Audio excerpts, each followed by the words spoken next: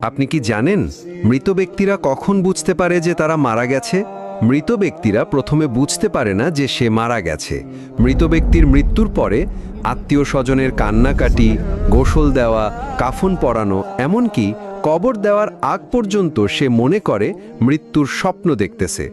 এমন অবস্থায় সে চিৎকার করে সাহায্যের জন্য বা তার স্বপ্ন ভাঙানোর জন্য।